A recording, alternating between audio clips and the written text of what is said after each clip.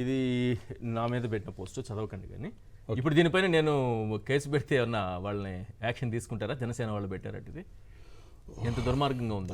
ఇలాంటివి చూసి కూడా నేను ఇక్కడ కూర్చొని ధైర్యంగా మాట్లాడగలుగుతున్నా. ఇది దారుణం సార్. అంటే మీరు చదవననే చదవను, అట్లాంటి దారుణం ఇది. అంటే ఇప్పుడు ప్రభుత్వం చేసే ఇలాంటివి చూసి కూడా ధైర్యంగా ఇక్కడ కూర్చున్నా.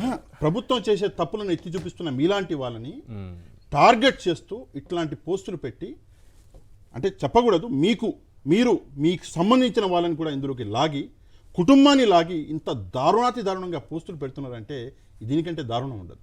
ఈరోజు ఎంత ఘోరాటి పరిస్థితులు సార్. అంటే నిజంగా ఈ పోస్టులు పెడితే ఇప్పుడు మీరు కంప్లైంట్ ఇవ్వండి, వెళ్ళి పోలీస్ స్టేషన్కి.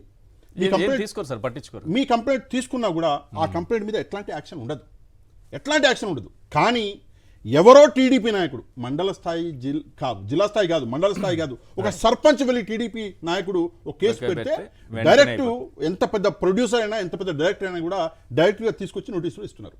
అది కేవలం పార్టీలను చూసి, టీడీపీ పార్టీని చూసిస్తున్నారు. కానీ న్యాయం చూసి పోలీసులు పనిచేయడం మానేశారు ఆంధ్రప్రదేశ్లో. ఇది రాబోయే రోజుల్లో దారుణం సార్. ఇది రాబోయే రోజుల్లో చాలా పెద్ద దారుణానికి ఇది ఒడిగడుతుంది. ఎందుకంటే చట్టంతో ఆడుకుంటున్నారు. ఇది నిజంగా ఘోరం, చాలా ప్రమాదకరం రాబోయే రోజుల్లో.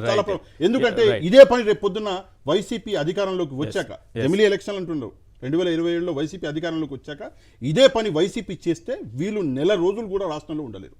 అందరూ రాష్ట్రం వదిలిపెట్టి అటు బెంగళూరుకో ఇటు హైదరాబాద్కో పారిపోతారు. అట్లాంటి పరిస్థితి మీరు చెప్పారు కాబట్టి చెప్తున్నా. కొంతమంది టీడీపీ నాయకులు అంటున్న మాట ఏంటంటే, చంద్రబాబు నాయుడు గారు చాలా తప్పు చేస్తున్నారు, మా జీవితాలని పణంగా పెట్టేస్తున్నారు, ఆయన ఏ ఉద్దేశంతో చేస్తున్నారో మాకు అర్థం కావటం లేదు. కానీ రేపు మీరు అన్నట్టుగా రేపు ఒకవేళ వైసీపీ కానీ అధికారంలోకి వస్తే చంద్రబాబు నాయుడు, లోకేష్ ఎక్కడ ఉంటారో తెలియదు, కానీ మా జీవితాలు ఏమైపోతాయని భయం వేస్తుంది. చెప్తున్నా. ఈ రోజు 6 నెలల్లో వచ్చినటువంటి ఇదేదైతే ఉందో మార్పు, 6 నెలల్లో ప్రజలకు అర్థమైంది. అరే మేము ఏం చేసినామంటే చల్లగా ఉన్నటువంటి రాష్ట్రాన్ని తీసుకెళ్లి మళ్ళీ అదే రావణ కష్టంగా మార్చేస్తున్నాం అని చెప్పేసి ప్రజల మనసులో ఉంది. రేపు పొద్దున ఎలక్షన్లు పెట్టారు సార్. అక్రమ కేసులు ఎన్ని పెట్టారో, ఎన్ని రకాలుగా ఇబ్బంది పెట్టారో గతంలో కూడా అధికారంలో ఉన్నప్పుడు ఇంటూరి రవికిరణ్ విషయంలో మనం చూసాము. ఇప్పుడు కూడా ఆయన పైన అనేక కేసులు పెట్టారు, అనేక పోలీస్ స్టేషన్ల చుట్టూ తిప్పుతున్నారు. కనిపించిన సెక్షన్ కనిపించినట్టుగా ఆయన పైన పెట్టేస్తున్నారు. అదే సమయంలో ఆయనతో బలవంతంగా కూడా ఆయన స్టేట్మెంట్ని బలవంతంగా ఆయనతో సంతకం పెట్టించుకున్న సందర్భం కూడా ఆయన మాటలోనే మనం విన్నాం.